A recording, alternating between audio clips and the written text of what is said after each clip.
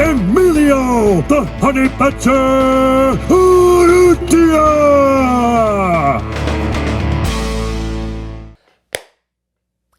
Yo. Ladies and gentlemen, welcome to another episode of the Honey Badger Hour podcast. It's your boy, the Badger, and we are back. What's going on, y'all? It's good to be back. We out here on these streets. It's Saturday, y'all. Hope everybody had a great week so far. We got UFC 312 coming up, so, we did all of our predictions. We talked about the fights. We broke everything down. So, touch up on a new topic today, guys. Man, one that I was a little bit late to touch on right now, but I just saw this coming up. I've been wanting to talk about this, guys. Oh my God. What happened to Cocaine Conor, man? Guys, what happened to Conor McGregor? One of the most influential figures in MMA. One of the top dogs. One of the guys who changed the landscape of MMA for the better or for the worse. It depends who you ask. It's amazing how many of your favorite fighters came up admiring Conor McGregor. To be fair, guys, I can always say never really been. I've watched him from afar, but never my style, not my cup of tea. So I always wondered if Conor McGregor, because sometimes with great athletes, I don't appreciate them till way later. I'm starting to appreciate Khabib a lot more now than I did in his prime, and I've been doing a lot of research and going back, and it's happened to me a few times with a couple different athletes, but. With Conor, to be fair, I've never really been quite a Conor fan, but man, that guy changed the landscape of MMA, transcended the game across so many different platforms, has some of the biggest gates ever just because of who he is. So, but man, what about the great downfall of Conor McGregor, guys? Man, you know what's crazy? His last fight, his last opponent, I've been seeing videos recently coming out where people are like, oh, Khabib broke Conor, Conor's never the same after Khabib, which could be true, but man, if there's any show of what the Conor McGregor story proves, or if there's anything that it can vouch for, one definitely moral of the story that you can tell is is this what happens when you don't have God in your life? You know what I'm saying? Because you think this is a perfect example of money can't buy happiness, And I feel for Conor because I understand how it is. Man, when you're the man and you're on top, and then the rise is so high, when you're rolling up there, you're making this kind of money, the biggest thing ever, unstoppable, untouchable. What it does to your ego and what it does to your character is amazing, right? You can really man, only a certain amount of people could really be able to handle that type of fame, right?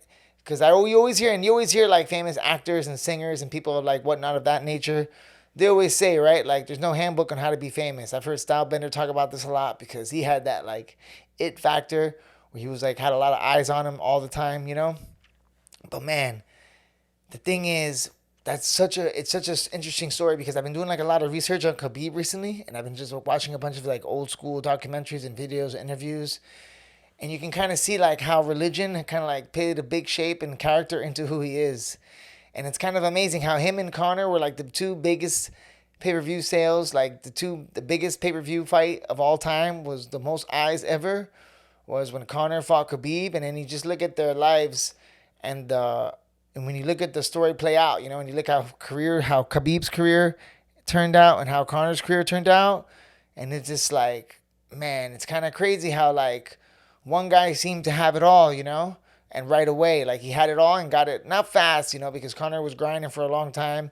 He had all those, because Conor has a lot of footage on him coming up also, Khabib, that was very inspirational, You listen to old school Conor McGregor interviews talking about how the mind is a beautiful thing and how, we're working hard. He has videos talking about how, alcohol makes you weak and you have to do your absolute best to fight that, and you have to be the best. You have to be training, taking care of your body.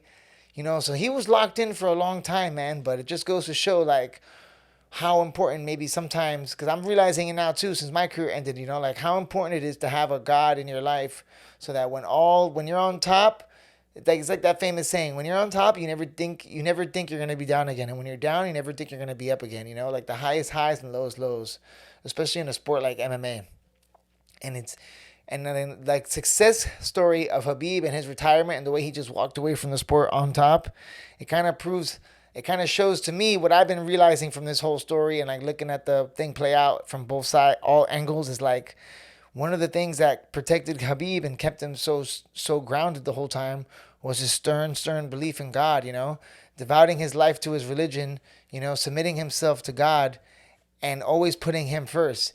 If you guys ever notice, like when you look at kind of all of Khabib's post-fight speeches, and I watched them all, he never says anything about himself. He is like humble to the humble that like it's hard to explain how humble he is, guys, because he doesn't say it. He never acts like it. It's just his heart. He's such a pure soul that you can see that like it just flourishes out of him. And that guy is like, bro, Khabib's energy is radiating, like his aura is radiating. Everything he says seems to be gospel. And if you ever notice, like after all his fights, after every one of his fights, he thanks God first. Okay, he kisses the ground, he praises his creator, okay? Then he goes on to praise his father, his coaches, and his team. And then after that, he thanks Joe Rogan. Like, you're talking about a guy who never takes the credit for himself. So, very inspiring to see, and like something I maybe didn't appreciate back then. Because maybe, I don't know, I wasn't following, media so much. And also, like, in the middle of my career, I wasn't watching too much MMA when I was fighting so much and competing. I was kind of focused on other things. But man, looking back now, very inspirational. And then you see the complete opposite, and you see the opposite superstar fall. So you see both fighters kind of finish their career, but then you see the difference, man. And then you see Conor going through all these things right now. And I heard Khabib say on an interview once that like his heart is dirty, and I don't want to say that, because I think honestly Conor's just he got caught up in the he got lost in the sauce, man, and it happens to the best of us. And I think sometimes you veer far off, you veer so far off the road. Sometimes you don't even know how you get to where you are, and I feel like Conor definitely for sure needs to like get around people where he started with, like he needs to find, honestly, I feel like what can help him, like God is what really is going to help that guy. You know what I'm saying? Because he's got all the money in the world. He's got all the fame. He's got everything a man could want. He has the knockouts. He has the money. He has the kid, the family. He can have any girl he wants. But then you look at the downward spiral of his life, and it just goes to show like for the whole world, And this is my theory on Conor McGregor, because I always used to be like, yo, did Conor McGregor ruin MMA? And now when I had a video where I said that once, because I was just like, yo, the game was different. Before Conor McGregor got into MMA, guys, I used to train martial arts because it was like a niche sport, and it was like a kind of like underground thing. Not too many people knew about it, and that's what kind of made it so cool, honestly. And when the Conor McGregor got into the game, that's like when you got like a lot of guys talking crap, fights breaking off and like press conferences. A lot of guys trying to talk bad. Like I saw the game, and like I want to say like it's I guess it's a tie between the rise of social media and clout, like clout chasing and people looking for clout, and that clout stuff trickling down into the MMA world, right? I seen it started to happen on mats and jiu-jitsu, you get guys who like record themselves just like beating up white belts on the mats all the time, which I don't know, I guess whatever. I do that too, you know what I'm saying? But it's like, people like right now, like there's like a lot of videos of people like posting like videos of training and like guys getting knocked out, you know what I'm saying? And then they repost it and like shitting on people like this. You see like a lot of gym training getting released, which is like, I don't know, back in the day, they used to be like a code of honor, like you would never do that, like there's always like a famous line that we used to have at Tiger when we used to talk with the boys. We'd always be like, yo, training is training. You know what I'm saying? Like training has nothing to do with the fight. Like we're on the mat literally to prepare for the fight. So, people take things out of context, and then like that's the kind of world we live in now, right? Like you have a lot of guys that sometimes you feel like they're just training for the photo after. They're not even really trying to get that work in. They want to be around it. They want to be that aura. Like fighting. Me and my buddy always had a good funny thing about like jiu-jitsu and fighting. The good thing about jiu-jitsu is anybody can get good at it, but also the bad thing about jiu-jitsu is anybody can get good at it. So just because you get like a lot of good people that get into martial arts, you also get a lot of dodgy characters. You get a lot of bully guys who want to learn how to fight on the street for the street. So, you get your whole range of people out there. So just because people train martial arts, that doesn't mean all of a sudden they're good people, But on the Conor McGregor tip, he definitely strayed off far, man. It's kind of crazy, right? Like he was in trouble recently for like talking crap about his fellow Irishmen Paul Hughes after his amazing fight against Usman Nurmagomedov and Bellator. Everybody was praising him, and he was calling him a rat, talking like he's not from Ireland. You know, he just recently spit on a fan, which to me is like, yo, spitting on somebody, it's like he's like straight out of a video game. Like the way he looked, like pompous, you know, dressed with like a ridiculous outfit, like one of those stupid Gucci suits. You know what I'm saying? With like the white silk, you know, like you fucking literally look like one of those like kings that spit on its people, like one of those like rich kings from the old times, you know, and like walking amongst the peasant people, you know, like you're walking around wherever you are, bro, like, and then you fucking like you are so mentally like weak or damaged because like, you're obviously not mentally weak. You're one of the best fighters in the world, and you've acquired so many millions of dollars. So obviously you have some good attributes that got you there and got you that far. But for what worth? You know, is it worth selling your soul for the like that? Because that's literally selling your soul, right? Like when you have all the money and you say anything just for the fight, you know. And it just goes to show, like I don't know, that whole era of time, you know, really put a stain on MMA. And hopefully we're pushing through it now with champions like we just had an era of Habib. It was a short era because of the COVID pandemic, you know, and the passing of his father. Unfortunately, the Habib era was cut. Habib time was cut a little bit short, unfortunately, but a little bit of Habib, and then he passed the torch to Islam, and now Islam is a true warrior, universal fighter, all about respect and honor. So the game is changing in MMA.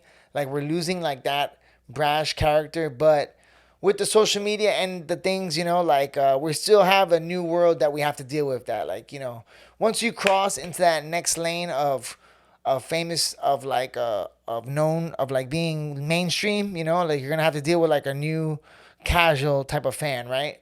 Where MMA used to just be like more hardcore fans, but now we're getting into that mode. Now, you know, it's funny. People always call me casual for my takes on Instagram and on the reels, but you know what I'm saying about casual is you got guys that watch the sport now and like they don't know anything, and then they have like such high opinions. You know, like Stylebender lost to a freaking badass Nasruddin Imavov. The guy's an absolute beast, and guys are calling him a bitch, you know, trying him. And then you see Andrew Tate made this sick ass video, you know what I mean, talking about it, reflecting on what kind of people, you know, like that's the world we live in today, guys. That's the thing with social media, and everybody have a screen name. Once everybody has a screen name, everybody has an opinion. And then you get the opinion of a lot of scum. And sometimes the scum opinion is what like rises to the top because social media pushes that negative energy. So then you start to lose faith in humanity because you think like, yo, is this what the world has come to? You go out and fight. You put it all on the line. You risk it, everything. You put your body and soul on the line. You train for 9 weeks. And then if you lose, you're going to have people, you have trolls who go on the internet and talk bad about you. Call you a bitch, call you soft, call you washed up just because you lost a fight. You know, it's crazy. Guys who wouldn't even be able to last a warm up in a class. They'd come to the gym, and within the 15-minute warm up, they would just start to walk out because they'd be like, oh, this isn't for me. And these are the guys, and now these guys have an opinion and can influence and can talk, you know. So we live in a strange era, guys. You can just get in front of a camera and do some wild shit and do some hunky dorky, you know, like real clickbait shit and become popular, you know, become millions of views. So we're trying, I don't know what lane we're in, guys. I'm out here talking shit, but I'm literally in front of a camera, you know, but I'm not trying to say nothing outlandish or crazy, you know what I'm saying? But man, honestly, guys, you can see like the reason, and the more older I get, okay, the more I start to believe in God, and the more the more I start to look into religion. I've been doing a lot of reading recently. I've been reading the Bible. I've been reading the Quran. You know, I've been looking into like all the religions, Christianity, Islam. And I really feel like even myself, I'm like searching for God right now, you know, like the older I get, like the more I search for an answer. And I'm telling you, one of the reasons, and I can see this is kind of what happened to Conor. I can feel like happened to me a little bit, but obviously on a much, much, much smaller scale, you know, because you can see like the fall of Conor McGregor and you feel so sad. And it's like, man, that guy went from being on top. And I feel like you start taking substances, you know, and when you take substances and you do drinking and alcohol and drugs, you know, it can give you that short fix of that same endorphin rush that fighting gets you, you know. But the problem is it's empty endorphin rushes. So it's results without no work. So at the end of the day, it's empty and it's just trying to fill a void that you can't be filled, you know. And I feel like that's where Conor McGregor is at right now. Conor McGregor's in a spot in his life where he has a void in his life that, you know, before when he was chasing greatness and trying to become a champion, he was filling that void with putting his energy into the universe, trying to be the absolute best martial artist. But then slowly, as he slowly started to accomplish his goals, he slowly started to like that void. Like the more goals he started to reach and the higher he got in life, the harder it became to fill that void that he has inside. And I feel like we all have that void inside. And some people are just like, they say like more money, more problems, right? So like the more options you have, sometimes the sadder you become because you lose that, like, I don't know, that drive or whatever they call it, right? And I think that's the same thing what happened with Conor. He reaches all these high points of his life, and then now he's trying to fill it with other things, and he can't. And I feel like that's when now in my older age, I'm starting to see like where the wisdom comes in of being older, and you're understanding how, wow, this is why they tell you, this is why you need God from the very beginning, Because if you're in line with a higher power and you believe in God and you're serving that God and you submit to that God and that's your life, everything else you become grateful for, and then that is what's always going to be on number one. And then that way when you reach the tall, I guess that's how you stay grounded and you stay humbled, right? Because then when you reach the top, you know that this is only like, it's all because of God, and you show gracefulness and you're always grateful to God. And then the more gratitude you show, the more fortunate you are. And and then when the things disappear, when you have God to sustain that, it was never about that to begin with, because it was always about God. So from the reading of the books and the books I've been reading and the looking into Islam and different religions, guys, I'm telling you, I'm super intrigued. I'm super fascinated in it. Like, and I'm definitely gonna I've been praying and I've been speaking to God and asking for for God to show me the way, like whichever it is, whatever religion, whether it's Buddhism, Hinduism, Islam, you know what I mean, Christianity. The book I've been reading recently is the Quran. It's been heavy. It's been like real heavy recently. So that's the one I've been enjoying the most. So, I'm just trying to get in path, because you see these things, and because me, like when I finished fighting, that's how I felt. I felt that void. I was feeling that void with chasing a career for so long, and that kind of like had me locked in. But when I came away from fighting, I found myself having to replace that void with something, and it became harder and harder. And I didn't even notice myself getting caught into the trap that the devil sets out there. It's hard out there on these streets, like when you're not locked in and focused. So in my older age, I'm starting to see now why it's so important to have religion to help you stay in line and serve a higher purpose, because even me, like I went from MMA, and then from MMA, comedy also kind of fills that void. But man, for me, like there was nothing like training every day for a fight. That was like my calling to earth, and not fighting anymore. It's really put me in a weird spot. And comedy fulfilled it a little bit, but there's something still missing. And I felt like, so now that's why I've been looking into a lot of different religion and praying and trying to get a lot more in tune with God, because I feel like at the end of the day, that's the answer. Maybe we're all here just to serve God. And then once you do that, you realize that life is amazing and you become all that good stuff. So anyways, guys, unfortunately, the downfall of Conor McGregor has been a real unfortunate thing, something that makes me real sad. And listen, I was never a fan of the guy, but when you see, I'm not here to like kick nobody when they're down, but like when you're at a point when you're punching old people, you're dropping racial slurs about different people when it's not proper. Like, I'm not one to judge you like, oh, this guy's saying the N-word. I don't even like saying the N-word, but I don't even know if you can say that word on here, but you know what I mean? Just, calling people that, you know what I'm saying? Like, that's going to draw a reaction, always kicking on fighters when they lose. I remember when he was down after the Poirier fight, he was talking bad about Poirier's wife, and he's on the ground with his ankle messed up. So, I feel like Conor just needs to eat some humble pie and try to get right with the Lord, because maybe that's the only thing that's going to help him. I don't know. But anyways, I just think it's kind of sad, and this is a kind of a warning for up-and-coming fighters, man. You got to stay clean, guys. If you guys are up-and-coming fighters and you're focused and you're locked in and you want to be the best in the world, you gotta lock in with God, and you gotta lock in with your trade. I feel like with those two things, you'll be unstoppable. You train hard every day. You live a clean lifestyle. You take care of your body, and you don't draw into those traps, because more money, more problems. When you're the man, and when you're the best fighter in the world, everybody wants to be with you and everybody wants to hang out with you. All the dudes want to be your friend, and all the girls want to bang you. And that is when the devil is out and at his strongest. That's when the temptations, that's when the darkness is there, because around all that, you're going to have all these snakes and people that want to leech off of you and suck the life out of you. They want to suck the money out of you. They want to suck your resources out. They want to suck you for all your drugs. You know what I'm saying? They want to feed you drugs. They want to show you women.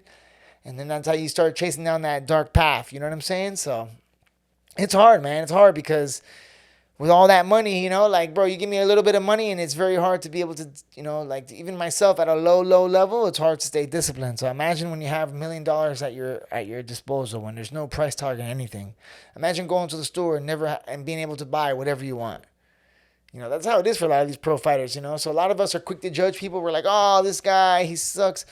This cocaine Conor, he's this, he's that. And then these guys claim to be Christians or they claim to be people of God. It's like, you should never shun a man, even when they're sinning. If you see somebody sinning and doing bad, if you don't have the courage to pull up on them and pull them up yourself, then all you should be able to really do is pray for them and show others that that's the example that you don't want to set. You know what I'm saying? But as far as to kick people when they're down, that's just that era we live in. Everybody's got an opinion. Everybody has a comment. But these guys comment things online with their fingers, Twitter fingers. You know what I'm saying? Twitter fingers. These clowns are out here commenting. And they're out here catching checks. Their mouth can't cash. You know what I'm saying? So, my theory on life, you ain't going to say it to somebody's face. You should never say that out loud in person. You know what I'm saying? So, anyways, guys, Saturday rant. We got UFC 312 pulling up tomorrow. All right? Tonight. I will make the reaction video right after, and I will bust it out. So, I'll see you guys tomorrow. All right? Have a great night. God bless you all. And remember, train hard. Always do your best. And let God do the rest. Honey Badger Hour. We are out.